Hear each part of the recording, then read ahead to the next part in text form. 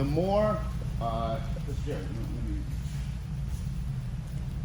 more you understand how to play open guard, the more you'll understand how to pass, because there's different open guards, okay? And you have to you have to pass different open guards using those applicable guard passes. I can't pass if he gets me in a lasso, okay? Right here, and he's got a pain in the asshole lasso, okay?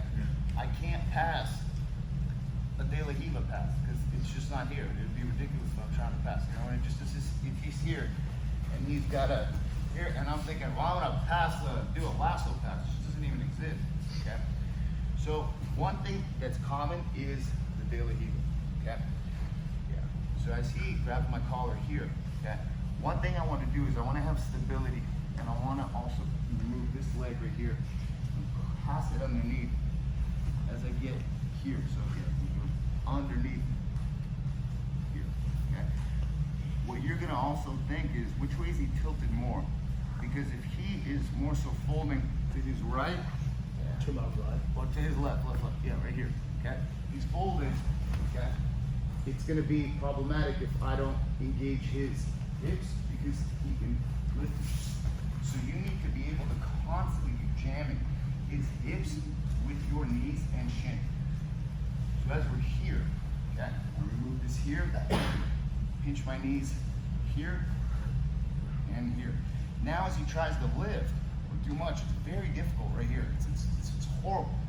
So now what you're gonna do is it's like you pick him up and you rotate him this way here and your knee cuts through. And if you notice, my butt's so low that it's hard for him to get me in a half guard here.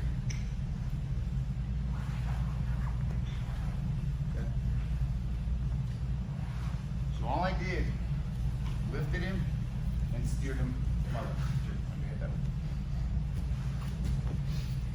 The most important thing is that I gotta keep jamming his hips. Okay? So we're here, this foot, we start here. Yeah. Look, see, pull him off, step back, here, here, here, and I'm gonna lift. My knee goes through here. Okay? I can get an underhook potentially here, keep the butt low, right here, and get a control of both, partially head and hip. When you hyper-focus on the head, on here, the problem is that I'm not controlling his hips, and he can scoot his hip out, place the knee right in there. I'm already in an open guard. Okay? Remember, side control is hard to get, easy to lose. If I'm too fixated on the hip, he can frame my head and essentially do the same thing, or turn me over, or bring his knee inside here, and again, we're back in an open guard. So you see how the guard is, the side control is hard to get, easy to lose. So you have to control a balance of hip and head here, okay? So I'm controlling hip and head.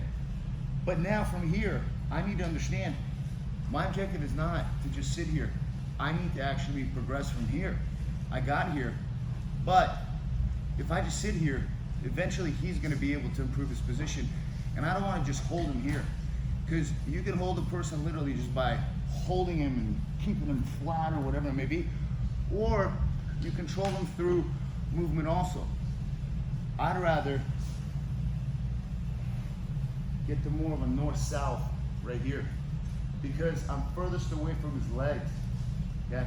And I can control his hips, I can move here, I can begin to break down his arms right here, and control his head, control his hips, and still I have a good control here, because from here I'm able to potentially turn him maybe to the side, step over, maybe get Kimuras here, maybe not, but you're progressing and you're more attached from a north-south, in my opinion, especially if they're on their side, than you do from a side.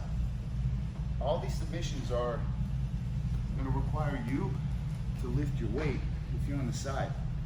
And one of the ones that's going to screw you up the most is this key lock that everybody begins to go for. Because that right there will literally kill your position, okay? So I highly encourage you to not do key locks, and try, if you're gonna already do head arm chokes, to do them correctly, because you miss them, you're gonna wind up in a bad position. So when you get to the side control here, okay, my elbow is controlling his hip, my hand's controlling his head, okay? And I'm gonna bring this over here, and I'm gonna roll my right hand, locks the hip, control the hip, control the head.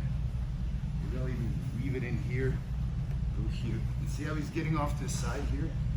I could begin to already step over here, maybe insert this, okay?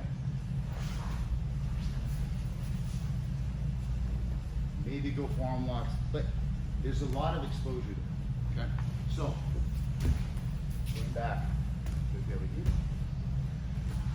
When you get the control, look, I want this right here. Because remember, he talked about having base, it's the key, okay? If my head's down, because he wants to pull my head down, and it lifts my hips really easily. Well, my head's above the hips, and I'm still pulling him in, okay? It's harder for him to lift me, okay? And it's harder for him to engage that right there. So I can go here, I can momentarily get this off, put this back here. 1, 2, see how that rotates him? Whether it's 2 hands or 1, and then keep the switch down here.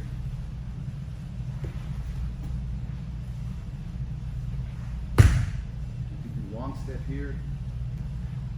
You have this arm in here, just be careful because that's potential triangle.